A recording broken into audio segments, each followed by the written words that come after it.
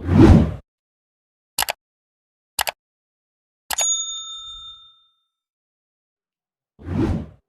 हिंद साथियों, स्वागत है आपका अपने YouTube चैनल MSGS अड्डा पर। आज हम लेकर आए हैं आपके लिए इतिहास का एक नया टॉपिक, जिसमें हम पढ़ेंगे तुगलक वंश के बारे में। तुगलक वंश की स्थापना 1230 में हुई और कहां तक चली है तो 1414 ईस्वी तक तुगलक वंश का शासन रहा। इससे पहले की क्लास में हमने आपको पढ़ाया कि खिलजी वंश की स्थापना कैसे हुई, किसने किया और खिलजी वंश के अंतिम शासक कौन हुआ, फिर खिलजी वंश का अंत कैसे होता है और तुगलक वंश का स्थापना कैसे होती है। इससे पहले की क्लास में हमने आपको सारी चीजें बहुत ही अच्छे तरीके से समझा दिया है और उम्मीद करता हूं कि आप लोग उस क्लास को बहुत अच्छे से पढ़ लिया होगा, देख लिया होगा, समझ लिया होगा। अगर आप लोग नए हैं मेरे चैनल पर तो प्लीज आप लोग मेरे चैनल को जल्द से जल्द सब्सक्राइब कर लें और दोस्तों तक शेयर करें। इसलिए शेयर करें क्योंकि जो मेरा मकसद है, जो मेरा मिशन है, वो ये है कि मैं एजुकेशन को हर उस घर तक पहुंचाना चाहता हूं जो बच्चे पढ़ना चाहते हैं। ऐसे बच्चे के घरों तक, ऐसे बच्चों के दिमाग तक, उनके जहन तक मैं इस एजुकेशन को उतारना चाहता हूं जो बच्चे पढ़ना चाहते हैं। लेकिन एक मजबूरी हो जाती है हर स्टूडेंट के अंदर, हर पेरेंट्स के पास, वो सिर्फ पैसे की कमी। देखा जाता है कि कुछ पैसों की कमियों की वजह से मेरे देश के होनहार बच्चे एजुकेशन नहीं ले पाते, वो शिक्षा नहीं ग्रहण कर पाते। तो मेरा यही मकसद है, यही मेरा मिशन है कि एजुकेशन को फ्री ऑफ कास्ट यूट्यूब के जरिए, आपके जरिए, आपके सहयोग के जरिए, आपके साथ के साथ, आपके हाथ को पकड़ के इस एजुकेशन को हम उस बच्चों तक पहुंचाना चाहते हैं। तो क्या आप मेरे इस मिशन में, क्या आप मेरे साथ हैं? अगर हैं तो बस मुझे आपसे कुछ नहीं चाहिए, बस एक चीज करें कि मेरे चैनल को सब्सक्राइब करें ताकि आने वाली हर एक नई क्लास आपको सबसे पहले मिले और ज्यादा से ज्यादा मेरे चैनल को, मेरे क्लास को शेयर करें।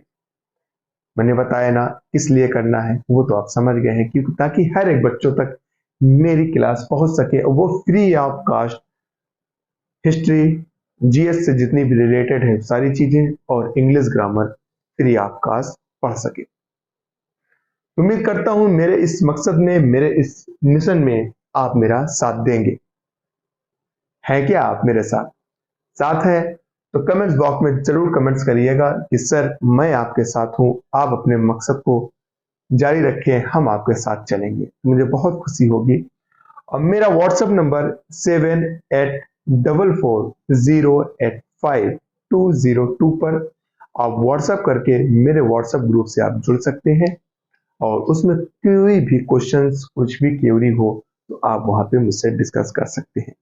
अब वहां पर हम आपको डेली नए करंट अफेयर प्रोवाइड करते हैं जो बहुत ही इंपॉर्टेंट करंट अफेयर है। जैसा कि मैं आपको बता दूं, यूपीपी की वैकेंसी आने वाली है क्योंकि न्यूज़पेपर में आ चुका है, नोटिफिकेशन भी आने वाली जल्दी से जल्दी आ जाएगी। इसके लिए आप लोग जल्द से जल्द तैयार हो जाए और लग जाए पढ़ाई करने में। लापरवाही करने से कोई फायदा नहीं। तो आज की क्लास में हम लोग पढ़ेंगे तुगलक वंश के बारे में। मैंने क्या बताया, तुगलक वंश की स्थापना कब हुई तो 1320 ईस्वी में। कब समाप्त हुई तो 1414 ईस्वी में। तो इससे पहले हमने खिलजी वंश के बारे में पूरी तरीके से पढ़ रखा है। हम सारे एशियन हिस्ट्री जो कंप्लीट कराए उसकी भी लिंक मैं डिस्क्रिप्शन में दे दूंगा, इंग्लिश ग्रामर के भी दे दूंगा और मीडियल हिस्ट्री जो मैं पढ़ा रहा हूँ उसकी भी लिंक हम डिस्क्रिप्शन में दे देंगे। ठीक है, आप लोग जाके उसको जरूर देख लें। एशियन हिस्ट्री कंप्लीट करा दिया हूँ, जितनी भी कंप्लीट कराया हूँ यकीन माने जो भी एग्जाम हो रहे हैं, एशियन हिस्ट्री में जो भी क्वेश्चंस बन रहे हैं, सारी चीज पढ़ाई हुई चीजें एग्जाम में आ रहे हैं। ठीक है, तो आइए बगैर देरी किए शुरू करते हैं आज की क्लास। तो आज की क्लास में हमें क्या पढ़ना है, तो पढ़ना है तुगलक वंश की। शुरुआत करेंगे। कब हुई स्थापना तो 1320 ईस्वी में। किसने की तो गयासुद्दीन तुगलक ने। ठीक है, चलिए आइए शुरू करते हैं आज की क्लास। देखिए, सर्वाधिक समय तक दिल्ली सल्तनत पर शासन करने वाला राजवंश जो था वो तुगलक वंश था। ठीक है, क्या देखा हमने? हमने ये देखा कि सर्वाधिक समय तक मतलब सबसे ज्यादा समय तक दिल्ली सल्तनत पर अगर शासन करने वाला कोई राजवंश हुआ तो वो कौन सा राजवंश हुआ? तो उसे हम क्या कहते हैं? तुगलक राजवंश एक ऐसा राजवंश हुआ जो दिल्ली सल्तनत में सबसे ज्यादा समय तक शासन किया है। ठीक है, देखिए इस वंश की स्थापना गयासुद्दीन तुगलक ने की। अब गयासुद्दीन तुगलक को जो मैंने एक वर्ड लिखा है गाजी मलिक, ये क्या है? तो गयासुद्दीन तुगलक को गाजी मलिक के नाम से भी जाना जाता है। तो गयासुद्दीन तुगलक ने, ठीक है, 1320 ईस्वी में दिल्ली पर शासन करने वाले तुर्क राजवंशों में अंतिम तुगलक वंश था। क्या होता है हम सब समझाते हैं। देखिए गयासुद्दीन तुगलक एक तरीके से गयासुद्दीन ऐसे भी लिखा जाता है। ठीक है, ये याद रखिए, इसके लिए कंफ्यूजन नहीं होगी। गयासुद्दीन ऐसे भी लिखा जाता है, गयासुद्दीन इस तरह से भी लिखा जाता है। हमने क्या बताया? गयासुद्दीन तुगलक जिसे गाजी मलिक ने 1320 ईस्वी में दिल्ली पर शासन करने वाले तुर्क राजवंशों में, हमने कहा ना तो पहले भारत में कौन आए थे? तो अरब वाले आए थे, उसके बाद तुर्क वाले आए थे।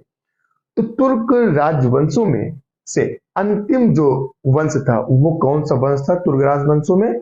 तो तुगलक वंश था। ठीक है, तो आइए शुरू करते हैं। अब पढ़ते हैं गयासुद्दीन तुगलक के बारे में। ये तो मैंने एक आपको झलक दिखाई है पिक्चर की छोटी सी, ठीक है, छोटा सा झलक है। अब हम पढ़ते हैं गयासुद्दीन तुगलक के बारे में। तो गयासुद्दीन तुगलक 1320 ईस्वी में दिल्ली की राजगद्दी पर बैठता है। ठीक है, तो गयासुद्दीन तुगलक 1320 ईस्वी से लेकर 1325 ईस्वी तक दिल्ली की राजगद्दी पर शासन करता है। यह तुगलक वंश का संस्थापक था। कौन? तुगलक, गयासुद्दीन तुगलक। ठीक है, किस वंश का संस्थापक था? तुगलक वंश का संस्थापक था। आगे देखें, जिसका वास्तविक नाम गाजी मलिक था। अब समझ में आ गया कि गाजी मलिक क्या है? तो इसका गयासुद्दीन तुगलक का वास्तविक नाम गाजी मलिक था। मंगोलों को पराजित करने के कारण यह मलिक उल गाजी के नाम से प्रसिद्ध हुआ। ठीक है, मलिक उल गाजी, जिसे बना दिया गया क्या? गाजी मलिक। क्यों प्रसिद्ध हुआ? मैं आपको बताऊं कि गयासुद्दीन ने जब मंगोलों को पराजित कर दिया तो इस पराजित करने के कारण ही इसे मलिक उल गाजी के नाम से प्रसिद्ध कर दिया गया, मतलब प्रसिद्ध हो गया हुआ। ठीक है, अब देखें, बस यहां तक आप पढ़े रहे। अब आपको यह चीज याद रखनी है कि गयासुद्दीन तुगलक का वास्तविक नाम क्या था, इसकी इसने स्थापना, तुगलक वंश की स्थापना कब की थी, ठीक है, किसे पराजित करने के बाद इसे मलिक उल गाजी के नाम से प्रसिद्ध हुआ। ठीक है, यह चीज आपको याद रखनी होगी। हम देखेंगे आगे कि गयासुद्दीन के द्वारा किए गए कार्य, तो कौन कौन से ऐसे कार्य थे जो गयासुद्दीन तुगलक के द्वारा किए गए थे। देखिए मैं आपको एक चीज बता दूं, मेरे अंदर वो आदत नहीं है उछलना, कूदकर, चिल्लाकर, फटफटाकर, लैंग्वेज को गलत तरह से यूज करके पढ़ाना, ये मेरे अंदर आदत नहीं है। ठीक है, मैं बिल्कुल सिंपल से इंसान हूं, सिंपल तरीके से मैं आपको पढ़ाना चाहता हूं और सिंपल ही तरीके से मैं आपको पढ़ाऊंगा भी, और उम्मीद करता हूं कि मेरी यही लैंग्वेज आपको पसंद आएगी और यही लैंग्वेज आपको समझ में आएगी। ठीक है, मैं बहुत सिंपल लैंग्वेज में आपको पढ़ाना चाहता हूं और सिंपल ही लैंग्वेज में मैं आपको पढ़ाऊंगा भी, ये याद रखें आप। उछलना, कूदना, चिल्लाना, फटकारना, लैंग्वेज को गलत गलत तरीके से इस्तेमाल करना, वो मुझे नहीं आती और नहीं मैं उसे इस्तेमाल करूंगा। ठीक है, अगर आप लोगों को दूसरी लैंग्वेज में पढ़ना है तो वो भी बता दें, मैं ट्राई भी कर सकता हूं, ऐसी कोई बात नहीं। गयासुद्दीन के द्वारा किए गए कार्य जो है वो है, गयासुद्दीन तुगलक ने सिंचाई के लिए कुएं एवं नहरों का निर्माण करवाया। लेकिन यहां पर हमने सबसे पहले सिंचाई के साधनों का निर्माण लिखा है। इसके बाद हम लोग लिखेंगे आगे, आगे देखेंगे। देखिए, तो गयासुद्दीन तुगलक ने सिंचाई के साधनों, विशेषकर नहरों का निर्माण तथा आकाल संहिता का निर्माण किया। ठीक है, आगे देखें, यह दिल्ली का पहला सुल्तान था जिसने नहर का निर्माण करवाया। अक्सर एग्जाम में ये क्वेश्चन आता है कि नहरों का निर्माण कराने का श्रेय श्रेय किसे जाता है। तो अब आप कंफ्यूज नहीं होंगे, अब आपका आंसर क्या होगा, गयासुद्दीन तुगलक। अगर ऑप्शन में गयासुद्दीन तुगलक नहीं हुआ, गाजी मलिक हुआ, तो क्या वो आंसर गलत होगा? नहीं दोस्त, वो भी आंसर आपका सही होगा। लेकिन अगर मान लीजिए ना तो तुगलक वंश गयासुद्दीन तुगलक हुआ और ना ही ऑप्शन में गाजी मलिक लिखा, अगर ऑप्शन में सिर्फ ये लिखा कि मलिक उल गाजी, तब आंसर क्या होगा? तो भी यही आंसर आपका सही होगा। ठीक है, तो यह दिल्ली का पहला सुल्तान था जिसने नहरों का निर्माण करवाया था।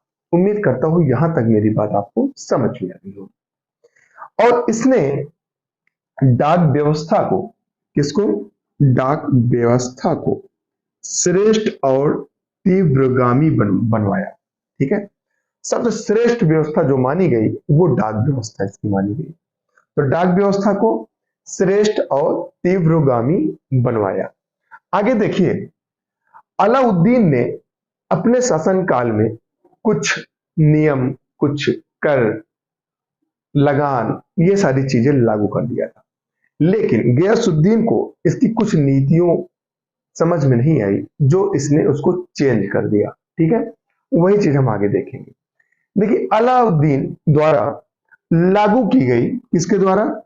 अलाउद्दीन द्वारा लागू की गई भूमि लगान तथा मंडी संबंधी नीति के पक्ष में वह नहीं था।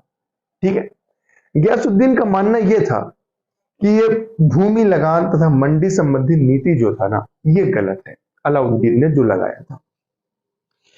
फिर गयासुद्दीन ने, देखिए, गयासुद्दीन ने मुकद्दम तथा खूतों को, एक तरीके जो कुछ किताबों में यह है कि गयासुद्दीन ने अमीरों को उसकी जमीन को ना वापस कर दिया, और कुछ किताबों में है मुकद्दम तथा खूतों को। ठीक है, तो अगर अमीरों की जमीन वापस करने का श्रेय किसे जाता है, तो गयासुद्दीन, ये भी सही है। अब मुकद्दम तथा खूतों को उनके पुराने अधिकार किसने लौटाए, तो गयासुद्दीन तुगलक। ठीक है, ये भी आप लोग ख्याल रखेंगे। तो क्या हमने क्या देखा, मुकद्दम तथा खूतों को उनके पुराने अधिकार लौटा दिया। और देखें, इसने लगान को निश्चित करने के लिए बटाई का प्रयोग फिर से शुरू किया। ठीक है, क्या कर दिया इसने? फिर से शुरू कर दिया। और ऋणों की वसूली को बंद कर दिया। जो ऋण की वसूली हुआ करती थी ना, उसे गयासुद्दीन तुगलक ने बंद कर दिया। मेरे ख्याल से यहां तक आपको बात बहुत अच्छे से समझ में आ गई।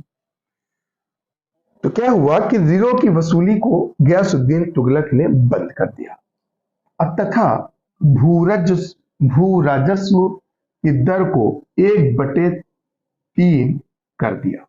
ठीक है, पहले क्या थी वो हम पिछली क्लास में आपको क्लियर करा दिया है, उसको पढ़ लीजिएगा। भू राजस्व की दर को क्या कर दिया उसने? 1/3 कर दिया। ठीक है, पहले 1/10 थी। ठीक है, 1/10, 1/20, ठीक ऐसे थी। ठीक है, उसने क्या कर दिया? 1/3 कर दिया। आगे देखें, गयासुद्दीन ने उदारता की नीति अपनाई, जिसे बर्नी कौन था? एक इतिहासकार था। ठीक है, इसके भी बारे में हम आगे से अच्छे सुकून से पढ़ लेंगे। अभी जो चीजें हैं उसको आप लोग क्लियर करते चले। क्या हुआ कि गयासुद्दीन ने उदारता की नीति, किसकी? उदारता की। ठीक है, उदारता की नीति को अपनाया। इस उदारता की नीति के बर्नी इतिहासकार ने रश्मयान या फिर मध्यपंथी नीति कहा। यह एग्जाम में आ सकता है और पूछ सकता है कि रश्मयान और मध्यपंथी नीति किसने कहा था, तो आपका आंसर होगा बर्नी ने। ठीक है, गियासुद्दीन ने किस नीति को अपनाई, तो उदारता की नीति को अपनाई थी। आगे देखें, इसने कुएं तथा नहरों का निर्माण करवाया था। किसने करवाया था, तो गियासुद्दीन तुगलक ने। गियासुद्दीन तुगलक ने कुएं तथा नहरों का निर्माण करवाया था तथा अलाउद्दीन के द्वारा घोड़े दागने तथा हुलिया लिखने की प्रथा को प्रभावी तरीके से लागू कर दिया। अलाउद्दीन ने अपने शासन काल में एक चीजें, जब वो सत्ता पर बैठा अपने चाचा की हत्या करके, तो इसने एक काम किया था कि घोड़े जितने भी थे इसके पास सबको एक निशान दिया करता था, दाग दिया जाता था, जिससे इसको यह पता चलता था कि ये मेरे ही घोड़े हैं। और सैनिकों के हुलिया लिखा जाता था कि कौन सैनिक किस तरीके का है, कैसा है। तो इस नियम को ना गियासुद्दीन तुगलक ने इस प्रथा को प्रभावी तरीके से, बहुत अच्छे तरीके से लागू कर दिया। उम्मीद करता हूं आपको यहां तक मेरी सारी बातें आपको समझ में आ गई होगी और ये बात क्लियर हो गई होगी। और मैं फिर बता दूं, मेरे मिशन में, मेरे मकसद में आप मेरे साथ रहें, क्योंकि आप मेरा साथ देंगे तभी हर बच्चों तक एजुकेशन पहुंच सकेगा। अकेला सफर नहीं चला जाता, अकेला चलते चलते इंसान थक जाता है और हार जाता है। तो उम्मीद करता हूं आप मेरे साथ हैं, मेरे साथ लगे रहेंगे और ज्यादा से ज्यादा शेयर करिएगा, ताकि ये सारी जो फ्री ऑफ कॉस्ट जो मेरी क्लासेस चल रही हैं वो सारे बच्चों तक पहुंच सके। ठीक है, तो जल्दी से इसको नोट डाउन कर लीजिए और नोट कर लीजिए, फिर इसके आगे हम लोग पढ़ाई करते हैं।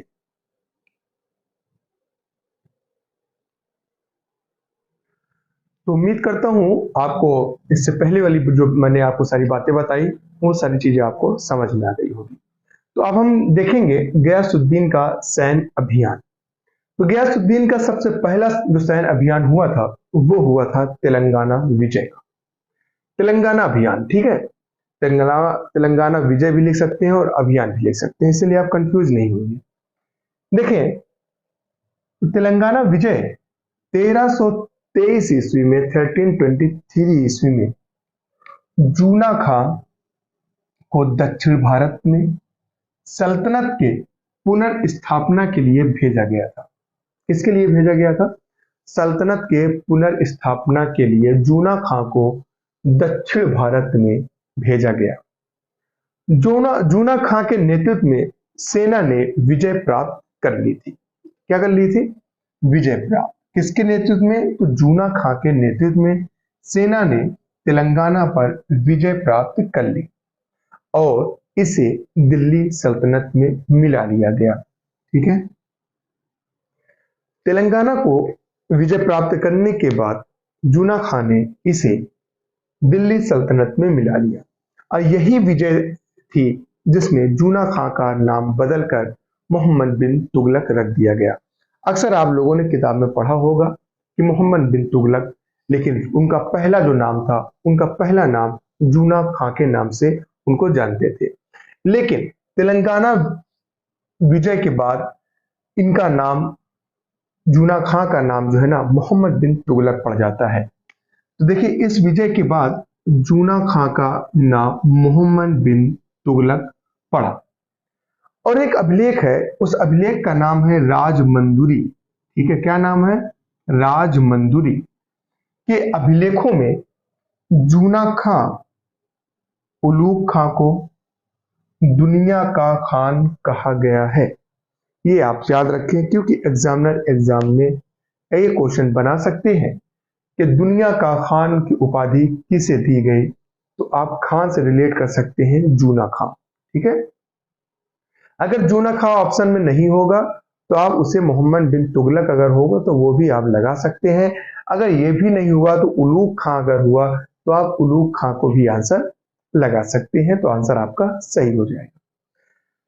फिर देखें गयासुद्दीन का सैन्य अभियान, दूसरा सैन्य अभियान इनका जो था वो तिरहुती विजय थी। ठीक है, तिरहुती विजय जो विजय हुआ था ना, ये भी जूना खां के नेतृत्व में हुआ। ठीक है, कौन सा? तिरहुती विजय। बात को समझिए मेरे, तिरहुती विजय जूना खां मतलब मोहम्मद बिन तुगलक, ठीक है, मोहम्मद बिन तुगलक के नेतृत्व में इसने मंगोल पर भी विजय प्राप्त कर ली थी। कहा जाता है कि मंगोल जिस भी एरिया में, जिस भी कबीले में, जिस भी शासन सल्तनत पे आक्रमण किया करते थे, वो घर, वो सल्तनत शमशान घाट बन जाया करती थी। ठीक है, चंगेज खां दुनिया का सबसे बहादुर खान माना गया। पूरी दुनिया पे फतह करने की उसकी ताकत, बहुत लंबी सेना थी उसकी। लेकिन तिरहुती विजय में जूना खां ने मतलब मोहम्मद बिन तुगलक ने मंगोलों पर भी विजय प्राप्त कर ली। फिर इसका एक अगला अभियान हुआ जिसे बंगाल अभियान के नाम से हम लोग जानते हैं। तो देखें गयासुद्दीन ने खुद के नेतृत्व में, ठीक है, अब इसने क्या किया, गयासुद्दीन ने न तो मोहम्मद बिन तुगलक को भेजा, न ही किसी को भेजा, बल्कि इसने खुद के नेतृत्व में यह अभियान किया। यह अभियान गयासुद्दीन का अंतिम अभियान था। कौन सा अभियान था ये? अंतिम मतलब लास्ट अभियान था। ठीक है, अंतिम अभियान था। यह अभियान इसलिए हुआ, अब क्यों हुआ था ये अभियान, ये भी देख लीजिए आप। ये अभियान इसलिए हुआ था कि बलबन के बेटे ने, जिसका नाम था बुगरा खां, बलबन के बेटे का नाम था बुगरा खां, बुगरा खां ने बंगाल को स्वतंत्र घोषित कर दिया था। देखिए, जब कोई भी सल्तनत जो होती थी, जब वो स्वतंत्र घोषित हो जाया करती थी तो ज्यादातर उसके आसपास के सल्तनत को सब ज्यादा खतरा हुआ करता था। उनको ये लगता था कि अगर सल्तनत स्वतंत्र है तो मेरे ऊपर कभी भी वो आक्रमण कर सकती है। तो यही सब चीजों को देखकर गयासुद्दीन तुगलक ने बुगरा खां द्वारा बंगाल को स्वतंत्र घोषित कर दिया था, इसीलिए इसने अपना आखिरी अभियान बंगाल पर कर दिया था। जैसे मैंने आपके पिछली वीडियोस में बहुत उसमें बताया था कि जिस तरह से कलिंग का आक्रमण अशोक ने किया था, क्यों किया था? क्योंकि अशोक जब सल्तनत पे बैठे थे ना, तो सबसे ज्यादा उनको टेंशन क्या थी, सबसे ज्यादा खतरा किससे था? कलिंग से। क्यों? क्योंकि कलिंग एक स्वतंत्र राज्य था, स्वतंत्र था। ठीक है, इसलिए अशोक ने सल्तनत कलिंग पर आक्रमण कर दिया था। और वही आक्रमण के बाद अशोक ने अपने हथियार को डाल दिया और कहा आज के बाद हम युद्ध नहीं लड़ेंगे। वो तो हमने आपको पढ़ा दिया है, उसको आप जाके देख लेंगे। हमने क्या देखा, गयासुद्दीन ने खुद के नेतृत्व में यह अभियान किया। यह अभियान इसका अंतिम अभियान था। अभियान इसलिए हुआ कि बलबन के बेटे बुगरा खान ने बंगाल को स्वतंत्र घोषित कर दिया था। ठीक है, आगे देखें। यहां तक तो इसके अभियान समाप्त हो जाते हैं। ठीक है, एंड हो गया। ठीक है, अभियान खत्म। अब कुछ चीजें हैं उसको हम देखें, उसके बाद इसकी मृत्यु हो जाएगी। फिर उसके बाद हम लोग पढ़ेंगे इसके बाद मोहम्मद बिन तुगलक के बारे में। ये देखिए, दिल्ली के सूफी संत निजामुद्दीन औलिया, जिनका बहुत अदब से नाम लिया जाता है कि हजरत निजामुद्दीन औलिया रहमतुल्लाह अलैह, दिल्ली के सूफी संत निजामुद्दीन औलिया के पास इसने, किसने? गयासुद्दीन तुगलक ने एक संदेश भेजा और इनसे यह कहा कि आप दिल्ली को छोड़ दें। लेकिन इसके जवाब में हजरत निजामुद्दीन औलिया ने एक मैसेज भेजा, कहा कि दिल्ली, गयासुद्दीन, दिल्ली अभी दूर है। क्या कहा? कि हुनूज दिल्ली दूरस्त, मतलब दिल्ली अभी दूर है। और आज भी देखें कि पूरी दुनिया की ताकत लग जा रही है। पाकिस्तान भी जब देखे तब दिल्ली पर आक्रमण करना चाहती, लेकिन सफल नहीं होते। तो कहीं ना कहीं कि ये जो बोला गया है दिल्ली अभी दूर है, तो दुश्मनों के लिए है। ठीक है, दुश्मनों के लिए, दुश्मन को ये कभी होगा ही नहीं कि वो दिल्ली को फतेह कर ले। ठीक है, तो हमने क्या देखा, दिल्ली के समीप सूफी संत निजामुद्दीन औलिया ने के पास इसने संदेश भेजा और कहा कि दिल्ली को छोड़ दे।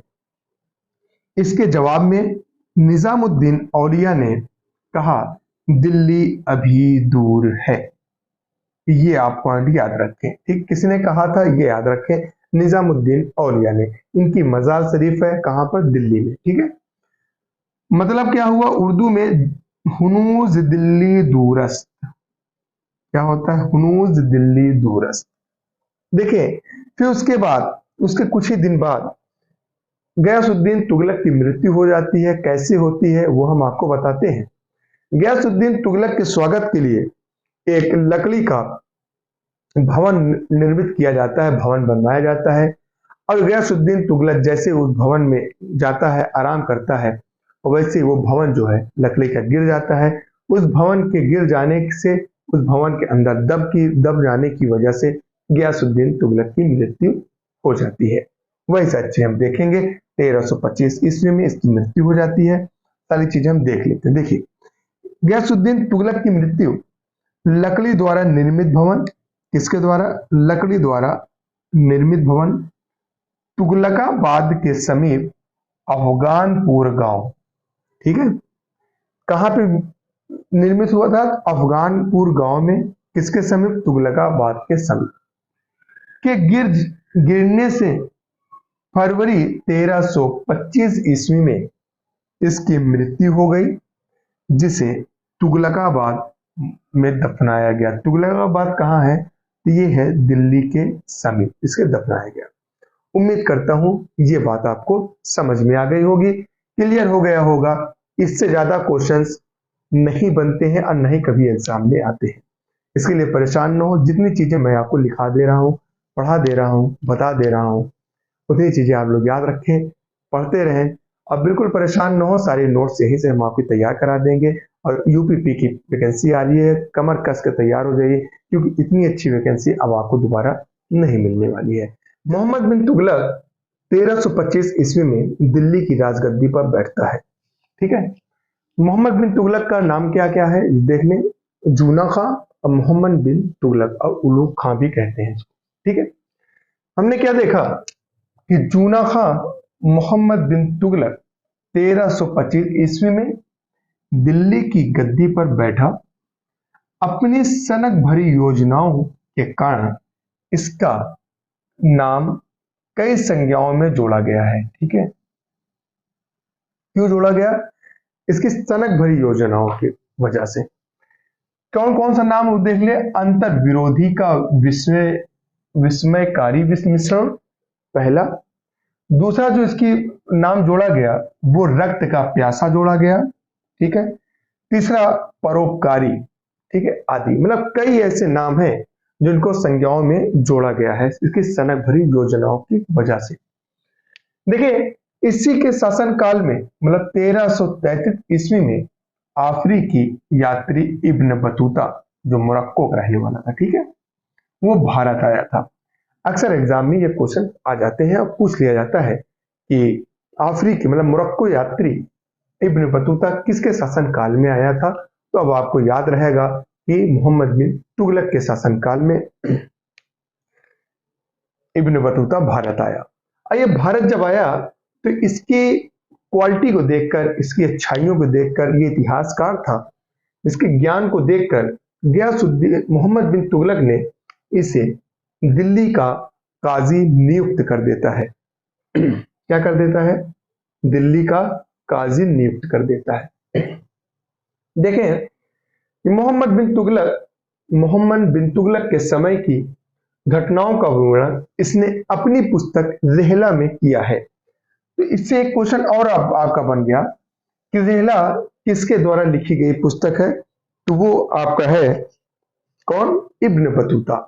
इब्न बतूता किसके काल में आया, तो मोहम्मद बिन तुगलक के काल में आया। इब्न बतूता कहाँ का रहने वाला था, तो मोरक्को मतलब अफ्रीका का रहने वाला था। अच्छा, इब्न बतूता को किसने दिल्ली का काजी नियुक्त किया, तो इब्न बतूता को दिल्ली का काजी नियुक्त करने का श्रेय मोहम्मद बिन तुगलक को जाता है। इब्न बतूता द्वारा लिखी गई पुस्तक का नाम क्या है? तो उसकी पुस्तक का नाम है रेहला। क्या नाम है? रेहला। ठीक है, बस इतनी चीजें आपको यहां पर पढ़नी है, देखनी है। आगे देखें, राजनीतिक एवं प्रशासनिक योजनाएं किसके? मोहम्मद बिन तुगलक के राजनीतिक एवं प्रशासनिक योजनाएं कौन कौन सी हैं वो देखते हैं और पढ़ते हैं। तो देखिए, बर्नी बर्नी जो एक इतिहासकार रहा, वो सुल्तान के 5 योजनाओं का उल्लेख करता है। कितने योजनाओं का? तो 5 योजनाओं का उल्लेख करता है। कौन कौन से योजनाओं? जैसे देवगिरी, प्रतीक मुद्रा, खुरासान योजना। ठीक है, तो जिसे प्रतीक मुद्रा को सांकेतिक मुद्रा भी आप कह सकते हैं, कहा भी जाता है। ठीक है, खुरासान, कराचिल का सैनिक अभियान और दोआब में कर वृद्धि। ये सारी चीजें हमने आपको अभी दिखा दी है। ठीक है, ये देवगिरी, सांकेतिक मुद्रा मतलब प्रतीक मुद्रा, और खुरासान, कराचिल का सैनिक अभियान और दोआब में कर वृद्धि। ये अभियान क्यों हुआ? ये योजनाएं का उल्लेख क्यों किया? तो ये 5 योजनाएं थे किसके? मोहम्मद बिन तुगलक के। इन 5 योजनाओं के बारे में हम पूरी डिटेल से पढ़ेंगे। आप धैर्य रखें, कमर कस के बैठे रहें, परेशान होने की बात नहीं है। देखिए, सबसे पहले हम पढ़ेंगे ये कि देवगिरी अभियान, वो योजनाएं। ठीक है, किसके द्वारा ये उल्लेख किया गया है? तो ये उल्लेख किया गया है बर्नी के द्वारा। किसके द्वारा? बर्नी के द्वारा। बर्नी किसको करता है? कि बर्नी सुल्तान के 5 योजनाओं का उल्लेख करता है। सॉरी, यहीं तक करें क्योंकि ये तो सुल्तान का उल्लेख हो गया है। ठीक है, बर्नी क्या करता है? सुल्तान के 5 योजनाओं का उल्लेख करता है। कौन कौन? देवगिरी, सांकेतिक मुद्रा, खुरासान, कराचिल का सैनिक अभियान और दोआब में कर वृद्धि। ठीक है, देखिए, हम सबसे पहले क्या पढ़ेंगे? देवगिरी के बारे में। तो देवगिरी, दिल्ली से देवगिरी राजधानी स्थानांतरित करने का मतलब इसने ये सोचा था कि हम देवगिरी को अपनी दूसरी राजधानी बनाए, लेकिन प्रथम राजधानी हमारी दिल्ली हो। तो दिल्ली से देवगिरी राजधानी स्थानांतरित करना मोहम्मद बिन तुगलक का सबसे बड़ा विवादास्पद कदम था। ठीक है, ये देवगिरी को दूसरी राजधानी बनाना चाहता था। दिल्ली गद्दी पे तो बैठा था, लेकिन दिल्ली को प्रथम और देवगिरी को ये दूसरा राजधानी बनाना चाहता था। यही कदम इसका सबसे बड़ा विवाद का कारण बन जाता है। ठीक है, तो देवगिरी को दूसरी राजधानी बनाना चाहता था। वह ऐसा इसलिए करना चाहता था कि दक्षिण भारत पर बेहतर नियंत्रण स्थापित कर सके। इसलिए देवगिरी का नाम बदलकर दौलताबाद रख दिया गया है। ये भी आप चीज याद रखें कि देवगिरी का नाम बदलकर मोहम्मद बिन तुगलक ने उसका नया नाम क्या रखा था? तो आप उसका नाम रखेंगे क्या? याद रखेंगे, दौलताबाद रख दिया था। ठीक है, मैं फिर से रिपीट कर दूं कि देवगिरी, दिल्ली से देवगिरी राजधानी स्थानांतरित करने का मोहम्मद बिन तुगलक का ये सबसे बड़ा विवादास्पद कदम था। वो इसलिए करना चाहता था कि दक्षिण भारत पर भी नियंत्रण रख सके। ठीक है, किस पर? दक्षिण भारत पर भी बेहतर नियंत्रण स्थापित कर सके। इसलिए ये देवगिरी को अपनी दूसरी राजधानी बनाना चाहता था। फिर आगे देखें, प्रतीक मुद्रा मतलब सांकेतिक मुद्रा के बारे में हम अब पढ़ेंगे। सांकेतिक मुद्रा कहें या फिर प्रतीक मुद्रा कहें, क्या हुआ था उस वक्त कि चांदी की कमी हो जाने की वजह से मोहम्मद बिन तुगलक ने तांबे और कांसे के सिक्के चलवाए थे, जिसकी कीमत चांदी के टंके के बराबर थी। वही चीज हम देखेंगे, इससे ज्यादा कुछ और नहीं पढ़ना है। प्रतीक मुद्रा सुल्तान की अगली योजना प्रतीक मुद्रा थी। क्या थी? प्रतीक मुद्रा मतलब सांकेतिक मुद्रा। क्योंकि विश्व में चांदी की कमी हो गई थी, इसने तांबे और कांसे के सिक्के चलवाए थे। अब इस तांबे और कांसे के सिक्के की कीमत जो थी ना, वो चांदी के टंके के मूल के बराबर होता था। ठीक है, उम्मीद करता हूं ये भी बात आपको समझ में आ गई होगी। अब आगे हम लोग पढ़ेंगे खुरासान, कराचिल का सैनिक अभियान और दोआब में कर वृद्धि। आखिर ये चीजें क्यों हुई, ये योजनाएं क्यों हुई, ठीक है, सारी चीजें हम लोग क्लियर करते हुए चलेंगे। जल्दी से आप लोग इसको नोट डाउन कर लीजिए, फिर हम लोग पढ़ते हैं आगे खुरासान, कराचिल का सैनिक अभियान और दोआब में कर वृद्धि के बारे में। तो आगे हम पढ़ेंगे खुरासान योजना, ठीक है। इससे पहले हमने दो पढ़ ली थी, देवगिरी और सांकेतिक मुद्रा मतलब की प्रतीक मुद्रा। अब हम पढ़ेंगे खुरासान योजना के बारे में। खुरासान योजना था क्या? देखिए, इस समय हमने लिखा है कि इस समय ईरान को ही खुरासान कहा जाता है, ये याद रखें, ठीक है। एग्जाम में अगर खुरासान ऑप्शन आया तो खुरासान नहीं आता है, खुरासान तो ईरान आता है, तो ईरान भी आपका ऑप्शन ठीक होगा। देखिए, इस समय ईरान मतलब खुरासान में मंगोलों का पतन हो चुका था। क्या हो गया था? मंगोलों का पतन हो चुका था। कहा जाता है कि खुरासान के सुल्तान अबू सैयद, इससे अबू सैयद के विरुद्ध बनाया गया था, ठीक है।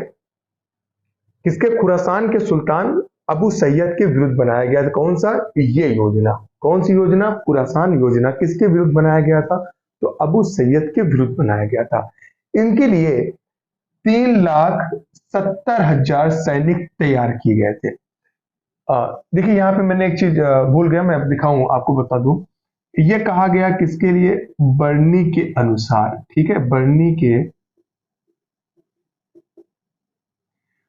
के अनुसार ये कहा गया कि अबू सैयद के विरुद्ध 3,70,000 सैनिक तैयार किए गए थे। किस योजना में? खुरासान योजना में। खुरासान क्या है? ईरान, ठीक है। तो इनके लिए, इनके जंग करने के लिए इनके खिलाफ जो है 3,70,000 सैनिक तैयार किए गए थे। ये ये जो चीजें हैं किसने बताई, किसने कहा? तो बर्नी के अनुसार ये बताया गया है कि 3,70,000 सैनिक तैयार किए गए थे अबू सैयद के विरुद्ध। फिर एक दूसरी योजना होती है, अभियान चलता है कि कराची का सैनिक अभियान। ये क्या है? ये भी देख लीजिए। तो यह सुल्तान की अगली विजय योजना थी, किंतु इसका विनाशकारी अंत होता है। क्यों होता है?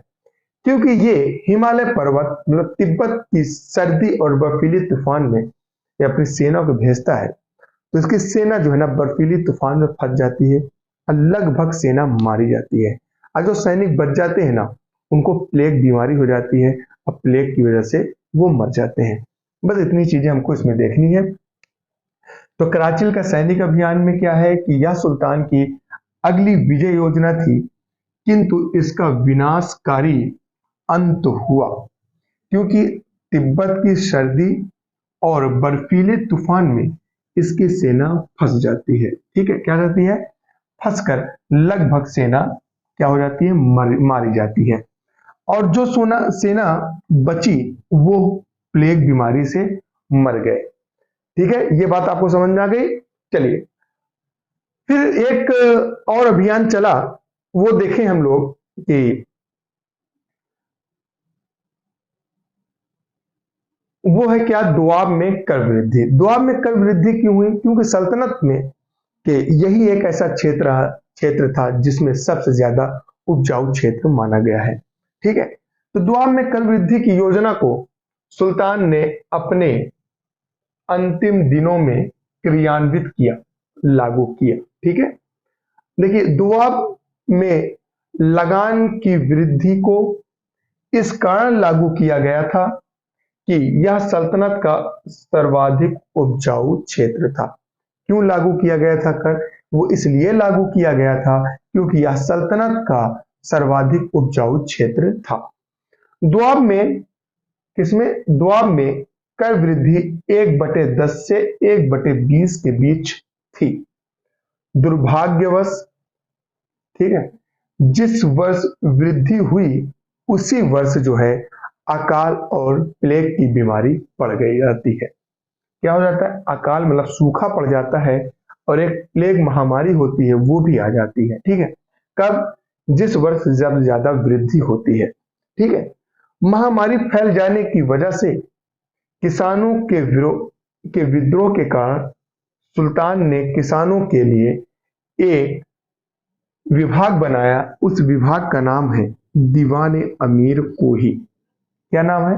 दीवाने अमीर कोही, ठीक है, नामक एक विभाग बनाता है। ठीक है, इतनी सारी बातें आपको दुआ में कर वृद्धि के बारे में जानना है कि क्यों कर लगाया गया था, क्योंकि यह सल्तनत का सब सर्वाधिक उपजाऊ क्षेत्र था, इसलिए इसमें कर लगाया गया था। कर कितना था? 1/10 से 1/20। ठीक है, चलिए हम आगे देखें कि मोहम्मद बिन तुगलक के ही समय दक्षिण में, किसमें? दक्षिण में हरियर एवं बुक्का नामक दो भाइयों ने 1336 ईस्वी में विजयनगर की स्थापना की। किसने विजयनगर की स्थापना किसने की? तो विजयनगर की स्थापना जो है हरियर एवं बुक्का नामक दो भाइयों ने की। ये किसके सल्तनत काल में आए थे? तो मोहम्मद बिन तुगलक के। ठीक है, कहां किया था? तो दक्षिण में। ठीक है, स्थापना की।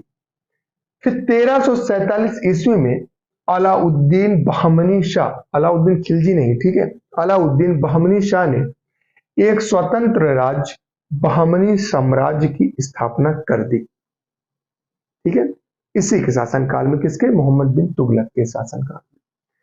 फिर 20 मार्च 1351 ईस्वी को इसकी मृत्यु हो जाने के पर इतिहासकार बदायूनी ने कहना था कि आज जनता को उसके राजा से और राजा को उसके जनता से छुटकारा मिल गया। ये किसका कहना है? ये कहना है किसका? तो बदायूनी का कहना है। ठीक है, किसका कहना है? बदायूनी का कहना है कि जनता को राजा से और राजा को जनता से आज छुटकारा मिल गया।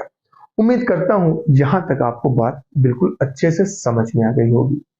समझ में आ गई है तो जल्दी से नोट कर लीजिए। इसके बाद अब हम लोग पढ़ेंगे फिरोज शाह तुगलक के बारे में, जिनका शासनकाल 1351 से लेकर 1388 ईस्वी तक चलता है। ठीक है, तो जल्दी से इसको नोट कर लीजिए, उसके बाद हम लोग आगे बढ़ते हैं। तो आइए अब हम लोग पढ़ते हैं फिरोज शाह तुगलक के बारे में। फिरोज शाह तुगलक का शासन 1351 से लेकर 1388 ईस्वी तक चलता है। ठीक है, उसके बाद देखें कि मोहम्मद बिन तुगलक के चचेरे भाई फिरोज शाह तुगलक, ये मोहम्मद बिन तुगलक के कौन थे? तो ये थे चचेरे भाई। ठीक है, इन्होंने 45 वर्ष की आयु में ये दिल्ली की गद्दी पर बैठे। ठीक है, फिरोज शाह तुगलक 45 वर्ष की आयु में दिल्ली की गद्दी पर बैठे थे। कौन थे ये? मोहम्मद बिन तुगलक के चचेरे भाई। बैठने के बाद इसने शरीयत के अनुसार शासन किया और शरीयत में जिस कर का उल्लेख नहीं है उसे इसने क्या कर दिया? बंद करवा दिया। कहा, इसने कहा कि जो मैं मुस्लिम हूं, अब मेरे शरीयत, मुस्लिम शरीयत में जो भी चीजें लागू है वो हम लागू करेंगे, फालतू की चीजों का कर हम लोग नहीं लेंगे। इसने जो भी चीज, फालतू की चीजें जो कर ली जाती थी और भी राजा के काल में, तो इसने उन सारी चीजों को बंद करके सिर्फ क्या किया? 4 कर लागू किए। ठीक है, 4 कर कौन कौन से? पहले था जैसे खराज, खुम्स, जजिया और जकात। ठीक है, इन सारे चीजों के बारे में हम आपको बता देंगे। ठीक है, उसके लिए परेशान ना हो। तो इसने 23 प्रचलित करों को समाप्त कर जो इस्लामी शरीयत कानून में के द्वारा अनुमति प्राप्त कर है, जैसे जकात, खराज, जजिया कर और खुम्स। अब बात समझे, जकात क्या है? जो मालदार व्यक्ति है तो वो अपने माल का 2.5% जो है मजदूर, मजबूर, मजलूम, गरीब गुरबा को देंगे। ठीक है, खराज क्या है? खराज एक तरीके का लगान कहा जाता है। जजिया क्या है? जजिया गैर मुसलमानों पे लगाया जाता था।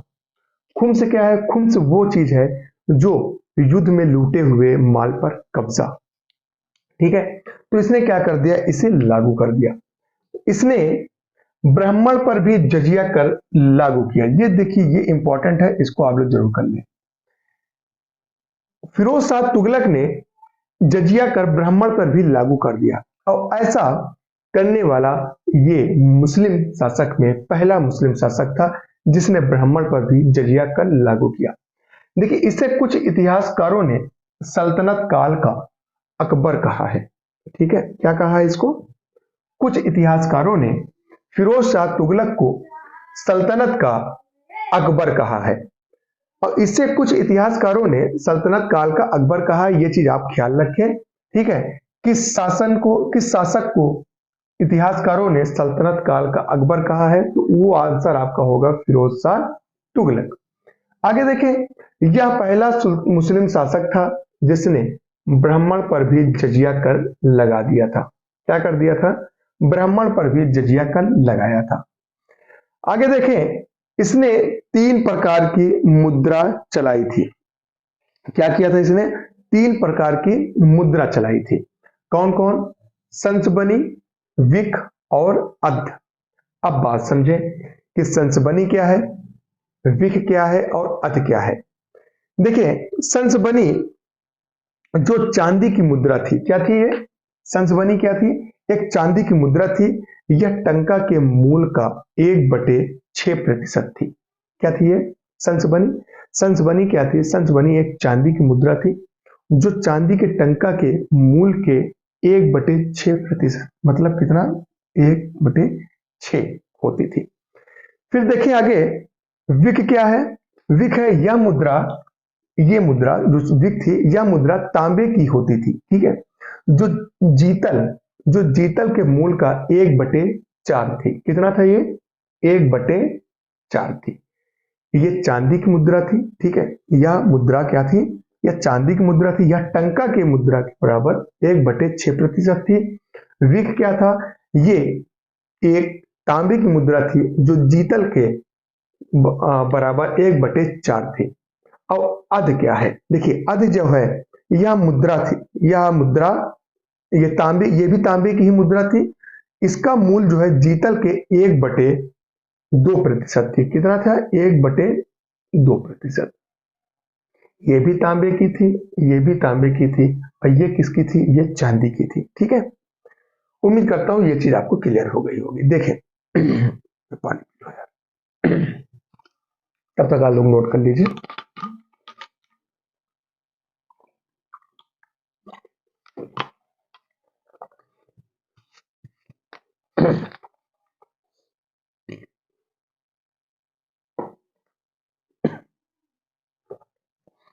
आगे देखिए,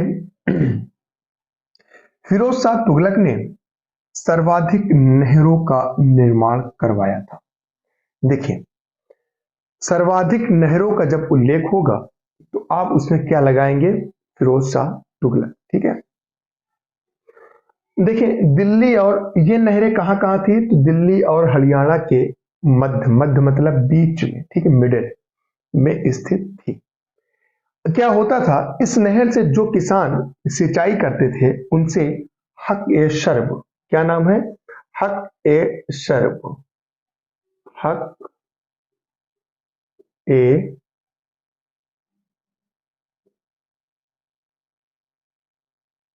हक ए शर्ब कर लिया। क्या हुआ? जो सिंचाई करते थे इन नहरों से, इससे एक कर लेता था, उस कर को क्या कहते थे? हक ए शर्ब। याद रखें, लिया जाता था। यह कर उपज का 1/10% थी। कितनी थी? 1/10 थी। फिर आगे देखें, सुल्तान ने दारुल शफा नामक राजकीय अस्पताल खुलवाए थे। ठीक है, दारुल शफा। क्वेश्चन बनेगा, फिरोज शाह तुगलक ने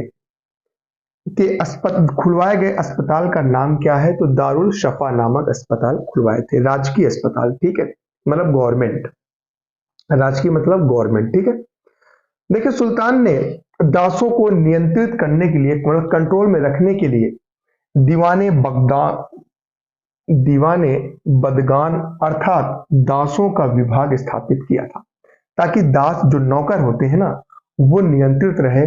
ठीक है, भागे भोगे नहीं। इसीलिए सुल्तान ने दासों को नियंत्रित करने के लिए दीवाने बदगान अर्थात दासों का विभाग स्थापित किया। देखिए, ये चीज आपको मैं समझाऊंगा, मैं अभी समझा रहा हूं इसको, इसके लिए आप परेशान नहीं हो, मैं समझा रहा हूं। ये है क्या, मैंने लिखा इससे क्यों। देखिए, फिरोज शाह के दो पुत्र थे। कौन? फतेह खान और मोहम्मद खां। ठीक है। मोहम्मद खां को जैसे ही गद्दी बैठा तुरंत इन्होंने इनके जो सेनापति और जो भी सारे लोग थे उनको ये उन्होंने भगा दिया, बैठने ही नहीं दिया। इनके बाद तुरंत बैठाया गया किसको? फतेह खान को। फतेह खान के भाई फतेह खान के बाद जो है तुगलक शाह दुर्ती, ठीक है, ये गद्दी पे बैठ जाते। ऐसी चीज रखें, ये एग्जाम में नहीं आता, इसके लिए बिल्कुल परेशान मत हो, ठीक है। ये आएगा, मैं इसको बताता हूँ। फतेह खान के तुरंत बाद मतलब उसी वक्त जो है तुगलक शाह दुर्ती, ठीक है, ये जो है 1388 ईस्वी में बैठता और फिरोज शाह तुगलक की मृत्यु कब होती है? 1388 में। ठीक है। ये सबको हटा के बाहर करके तुगलक शाह दुर्ती जो है 1388 से लेकर 1389 ईस्वी तक मतलब एक साल तक ये शासन करते हैं। इसके शासन के बाद ही इसके भाई कौन? अबू बकर शाह 1389 ईस्वी में बैठ जाते हैं। अबू बकर शाह, ठीक है। उसके बाद देखे कि इस वंश का बस कुछ याद नहीं करना है इसमें, मैंने तो बस ऐसे लिख दिया कि किसके बाद कौन कौन बैठा। बहुत छोटे छोटे राजा हुए थे, कुछ नहीं पढ़ना है किसी के बारे में, ठीक है। देखिए इस वंश का अंतिम शासक मार्च 1394 ईस्वी में नसीरुद्दीन मोहम्मद शाह बना, जिसकी मृत्यु 1414 ईस्वी में हो गई थी। ठीक है। इसके बाद भी कई लोग बने, आक्रमण हुआ, कई लोग। और जब ये नसीरुद्दीन महमूद शाह गद्दी पर बैठते हैं तो मंगोलों का आक्रमण हो जाता है और ये भाग जाता है डर के मारे। तो इसके मंत्री ने इसको दोबारा बुलाकर दिल्ली गद्दी बैठा देते हैं और 1414 ईस्वी में नसीरुद्दीन महमूद शाह की मृत्यु हो जाती है। और यही राजा था जिससे तुगलक वंश का अंतिम शासक, इसकी मृत्यु के बाद तुगलक वंश यहीं से समाप्त हो जाता है। उम्मीद करता हूं आज की क्लास आपको बहुत अच्छी लगी होगी। पढ़ाते पढ़ाते बोलते बोलते बॉडी में थकान लग जाती है, जिस वजह से थोड़ा सा वो एनर्जी नहीं बच पाती। ठीक है। मेरा मिशन मैंने आपको पहले ही बताया, मेरा मिशन जो है, प्लीज मेरे मिशन में आप मेरा साथ दें, मेरे क्लास को, मेरे वीडियो को ज्यादा से ज्यादा शेयर करें ताकि हर एक जरूरतमंद बच्चों तक ये अच्छी पहुंच सके जो बच्चे पढ़ना चाहते हैं। और आप भी पढ़ते रहें, फायदा उठाते रहें, क्योंकि कोई भी क्लास खराब नहीं होती, कोई भी टीचर खराब नहीं है। हर टीचर बहुत अच्छे तरीके से अपना 100% देते हैं ताकि आपको समझा सके। ये बात अलग है किस टीचर की लैंग्वेज आपको कितनी समझ में आती है, ये डिपेंड करता है पढ़ने वाले के ऊपर। उम्मीद करता हूँ मेरी क्लास आपको अच्छी लगती होगी। मेरे वीडियो को ज़्यादा से ज़्यादा शेयर करें ताकि हर ज़रूरतमंद बच्चों को पहुँच सके। मैं फिर से कहूँगा, क्योंकि मेरा मकसद है एजुकेशन को हर एक घर तक पहुँचाने का। वो काम आप करेंगे मेरे साथ, कोई फीस मुझे नहीं चाहिए आपसे, बस मेरे चैनल को सब्सक्राइब करें और ज़्यादा से ज़्यादा शेयर करें। चलिए इसको नोट कर लीजिएगा आप लोग, और मिलते हैं आपके साथ नए उमंग, नए जोश के साथ। तब तक लिए अपना ख्याल रखें आप। जय हिंद।